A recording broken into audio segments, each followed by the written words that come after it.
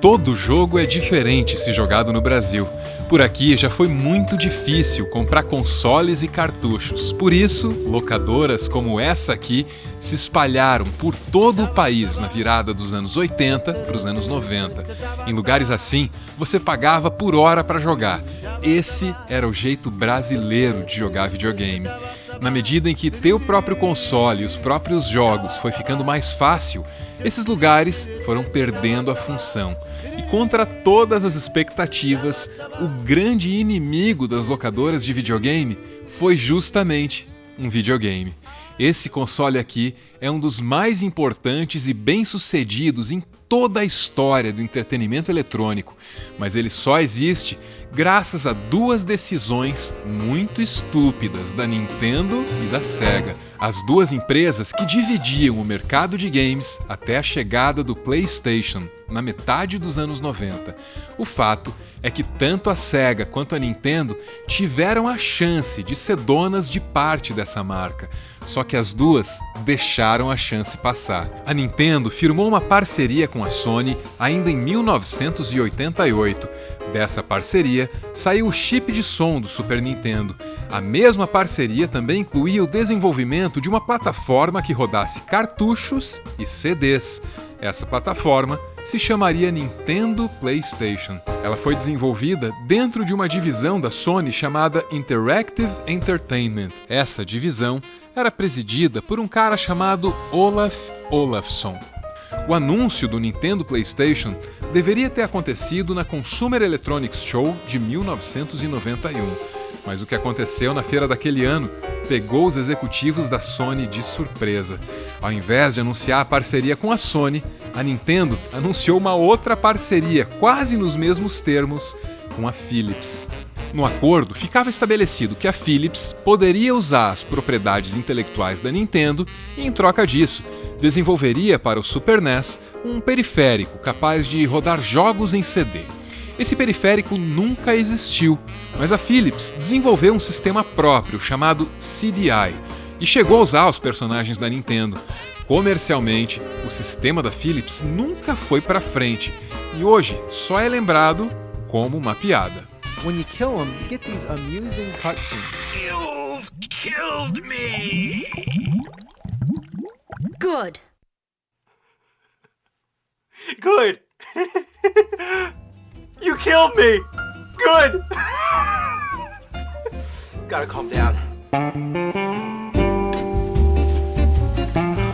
Boa parte da imprensa especializada sabia que a Sony e a Nintendo estavam trabalhando em conjunto, e a Nintendo chegou a ser questionada sobre o fim do acordo com a Sony. O vice-presidente da Nintendo nos Estados Unidos precisou dar explicações públicas. Ao New York Times, ele disse que a Nintendo dispensou a Sony por acreditar na superioridade técnica do projeto da Philips. Mas o mais provável é que essa justificativa seja só uma desculpa. O mais provável é que a Nintendo estivesse incomodada com os termos do acordo, porque, segundo essa parceria, a Sony seria responsável pela manufatura e, claro, pelos lucros vindos dos jogos em CD. A Nintendo não queria isso e deu um jeito de cair fora. Isso foi um constrangimento enorme para a Sony. Internamente, Olaf Olafsson, que coordenava a divisão da Sony responsável pela parceria, ficou numa pior. Ele recebeu ordens para destruir todas as 200 unidades do Nintendo PlayStation que ele tinha produzido. Também foi ordenado a esquecer a coisa toda, mas ele insistiu na ideia de colocar a Sony no mercado de games. Traído pela Nintendo, Olafsson se aproximou de Tom Kalinske, que era o CEO da Sega nos Estados Unidos. A Sega norte-americana queria trabalhar com a Sony, só que essa não era a vontade dos executivos japoneses. Yeah, I was very close. Sony in those days did not know how to develop video game software. So we had this close relationship where we basically taught them at Sega because they were going to be a good third-party publisher for us. And I got very close with a guy named Olaf Olafsson, brilliant guy, and his boss, who was the president of Sony of America. And we decided, you know, this hardware business is really tough because you can't make money selling hardware. So why don't we create the next hardware system where we both jointly agree on the specs, and we will produce it at Sony's factories, and we'll split the loss on it. But whoever does the best software will obviously get the revenue and the profits from that software. So we went to Japan, where both companies are headquartered, and the president of Sony, IDA, said, yeah, that's a great idea. Let's do it, because they weren't doing hardware at the time. The president, my boss, the CEO of Sega, said, nah, why would we do that? They don't know how to do video games. We shouldn't help them, or shouldn't share our knowledge with them.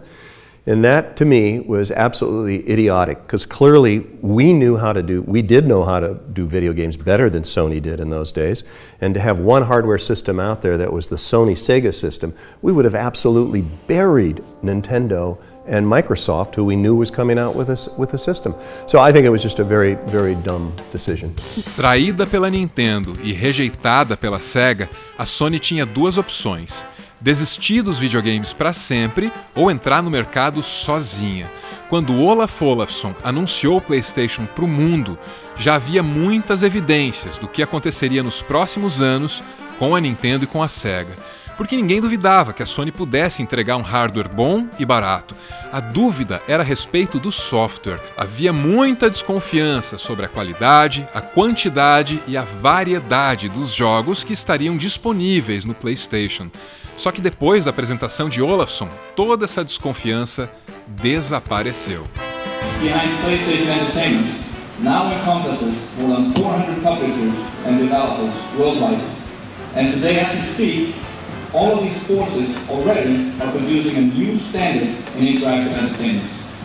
Names that include Electronic Arts, Namco, Play, Interplay, Virgin Interactive, and Wonder Interactive, Crystal Dynamics, Sony's own studios, and many, many more. O golpe final da apresentação de Olafsson foi o anúncio do preço do PlayStation. O console da Sony custaria $299, 100 a menos que o Saturno da Sega. Esse anúncio é um momento épico na história da indústria e é uma pena que não existam registros em qualidade maior desse momento. Some of you might actually want to know what that price is. Since it's a beautiful day here in Los Angeles, I'm going to ask Sony Computer Entertainment President of America, Steve Reyes, to join me for a brief presentation.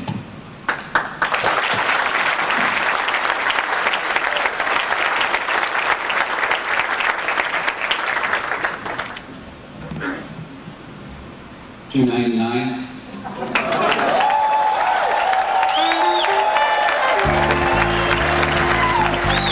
O cara que Olafsson chama para anunciar o preço do PlayStation é Steve Reyes.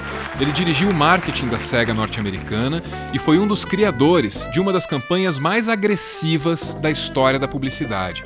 Os comerciais encomendados por ele se esforçavam para ridicularizar a Nintendo. A presença dele no palco da Sony ridicularizava a Sega e o seu console de $399. O Saturno nunca chegou a ser um concorrente sério para o PlayStation. Nos Estados Unidos, a produção dele foi descontinuada em menos de 3 anos depois do lançamento. A Sega até chegou a lançar um último console anos depois disso, mas o anúncio do preço do PlayStation é o começo do fim da Sega no mercado de consoles. Para a Nintendo, as consequências também foram drásticas. Eles lançaram o Nintendo 64 pouco depois, mas nunca mais voltaram a dominar o mercado de consoles sozinhos, como eles tinham conseguido fazer na década anterior. As you know, we're going to launch Nintendo 64 on September 30th.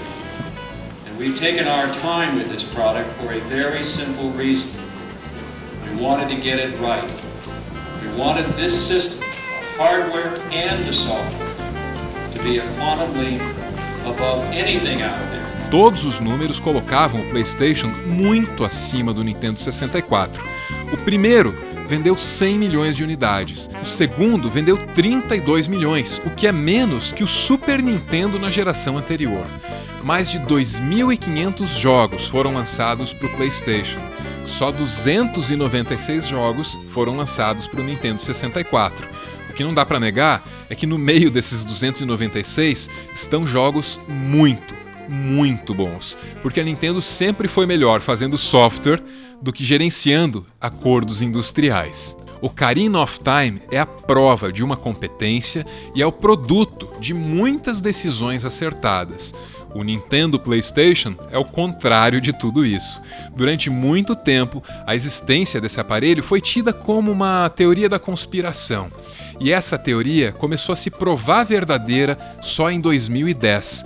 Foi nesse ano que uma empresa chamada Advanta enfrentou um processo de falência. Um zelador chamado Terry Diebold foi encarregado de encaixotar tudo o que havia na sala da diretoria da Advanta. E quando a empresa realizou um leilão para se desfazer dessas caixas, o Terry resolveu participar, porque ele estava interessado nos pratos e nos copos que os diretores usavam nas reuniões. That I had bought a bunch of boxes that I had packed. My boss back then told me to go around to the boardroom and pack up all the stuff in the boardrooms. We had two boardrooms, and I was looking at buying the plates, cups, saucers that, the board members used because they were all silver lined, and a lot of the stuff was brand new. So I packed the stuff. I knew what I was bidding on. When they had the online auction, I had a paddle. I sat out in the theater there. And when it started, the bidding started at 25. I said 50. It went to 65. I said 75 and it stopped. Quando Terry abriu o resto das caixas, ele percebeu que tinha comprado muito mais do que louça. And then another one I opened up had like a couple hundred games. Not a couple hundred music CDs in it, right? So a lot of them are brand new. And then when I opened up another one, it had this unit in there.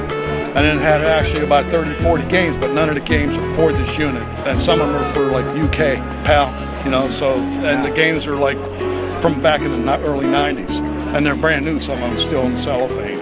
But, that's basically how I got this. And if you factor everything into it, if you broke it down to every piece separately, I probably paid a nickel for this thing. Mas o Terry não sabia nada sobre o Nintendo PlayStation e o aparelho ficou guardado no sótão da casa dele por 5 anos. Até que um dia o filho dele, que se chama Dan, viu uma discussão online sobre a existência do aparelho. Aí o Dan entrou na discussão e disse que o pai dele tinha o Nintendo PlayStation em casa. Como disseram que ele estava mentindo, ele tirou essas fotos.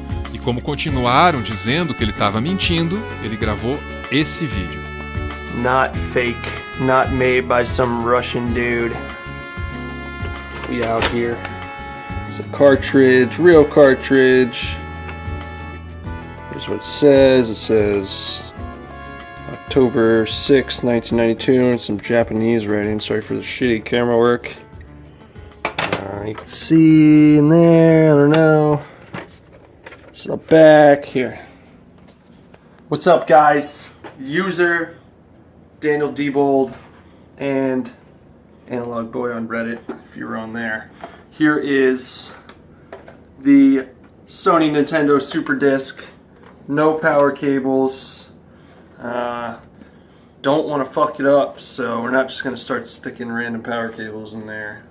On the bottom here, all we have is this extension port and this sticker, a Z or a 2, I don't know. Looks like there's a couple bolts here, but I'm not really trying to start taking it apart either. Let's see, put this down. Here's the controller, Sony PlayStation, but what's this? Nintendo. O Nintendo PlayStation é legítimo e é fácil de entender como ele foi parar na mão desse zelador. O Terry comprou ele num leilão da Advanta. A Advanta foi presidida por Olaf Olafsson, o cara que liderou a divisão da Sony encarregada do projeto do Nintendo PlayStation lá nos anos 90. O que é difícil de explicar é por que Olafsson abandonou um pedaço da própria história e deixou esse console único ir a leilão. Reza a lenda que no escritório da Advanta, o Olafsson até deixava esse console sempre à vista, em cima da mesa dele, como se fosse um lembrete da traição da Nintendo. Supposedly this was on his desk up in New York. Some guy named Brian, I guess, on Reddit said he saw it on Olaf's desk up in New York. But I tried to Google to see if I could find any pictures on his desk in New York. Nothing. Só que o Terry nunca conseguiu confirmar essa informação. Sempre que ele procura executivos da Sony e da Nintendo que estavam envolvidos no desenvolvimento do Nintendo PlayStation, ele ou é ignorado ou recebe respostas muito vagas. A few months back, I know Shuhei Yoshida, he's tracking us, he's monitoring us. I'm pretty sure Nintendo is too. So I reached out to him on Twitter one time, and I asked him, you try to see if you can get any information out of these guys, but they're all vague. You can understand why. His 3 words to me were, "You are blessed." That was it. That's all he said to me. Seria muito difícil imaginar o que aconteceria se esse console tivesse sido produzido em massa. Talvez Nintendo e Sony estivessem trabalhando juntas até hoje. Talvez, e essa segunda hipótese parece mais provável, o rompimento tivesse acontecido mais tarde. Só que mais difícil ainda seria imaginar como uma cultura de games poderia se desenvolver no Brasil sem o PlayStation do jeitinho que a gente conhece. Porque esse console conseguiu popularizar o entretenimento eletrônico no país. Antes dele, a maioria de nós precisava pagar por hora para jogar numa locadora. Tinha que ser assim, porque os cartuchos eram muito caros. Com os CDs do PlayStation era bem diferente. Em qualquer feira de rua, os jogos piratas custavam o preço de um pastel. Com isso, os jogadores brasileiros tinham incentivo de sobra para economizar e comprar um console. Eu acho que foi o Play que popularizou o bagulho. O Play aceitava pirata, né, mano? Tornou acessível, mano, porque naquele momento lá, todo mundo comprava o jogo que queria na feira. As periferias do Brasil começavam a ter videogame dentro de casa. Tudo graças à pirataria e ao improviso. Não era raro encontrar PlayStation de cabeça para baixo, para ajudar essa peça aqui do leitor do CD a deslizar melhor. Tinha que ser assim, porque a gente não tinha acesso a qualquer tipo de assistência técnica. Quando a gente pôde ter um PlayStation dentro de casa, a gente deu um jeito de transformar ele numa outra coisa. E o resultado disso foi um encontro da cultura do centro com a cultura da periferia. A ideia da cidadania cultural. A ideia era de que a periferia produz a sua cultura, mas que você só engrandece uma cidade, só engrandece um país, se essas duas produções puderem se encontrar, se articular e uma transformar a outra. Então, a ideia é, você não leva uma para a outra, você não impõe modelos e não impõe padrões, mas você produz o encontro. Porque o encontro enriquece, transforma e modifica o olhar que a periferia tem do centro e o centro tem da periferia, a ponto da gente poder excluir essa divisão. No Brasil dos anos 90, essa aqui era a máquina de encontro cultural. Pobre, rico, branco e preto, todo mundo na mesma pirataria, na mesma diversão, no mesmo rolê, cheio de motivo para gritar.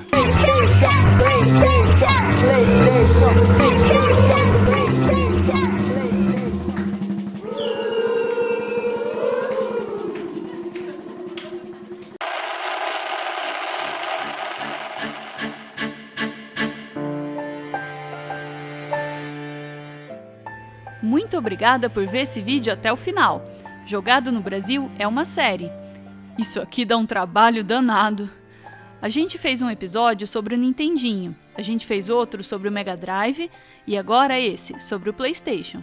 Os links para os episódios antigos vão aparecer no final do vídeo. Relaxa e espera um pouquinho, parça. Eu só tenho que dizer que o Meteoro é mantido graças a uma campanha de financiamento. Eu só tenho que dizer que a gente é muito grato a Mariana Luna, toda trabalhada no arborismo. Eu só tenho que dizer que a gente é muito grato ao Bruno e a Thaís, representados aqui por essa fanart maneira. Falta pouco, Bruno. Tamo quase lá, Thaís. E não dá pra esquecer do Kalel, que foi o cara que incentivou a gente a ir pra frente com essa série. É nóis. Meteoro é da rua, Meteoro é paz. Falou.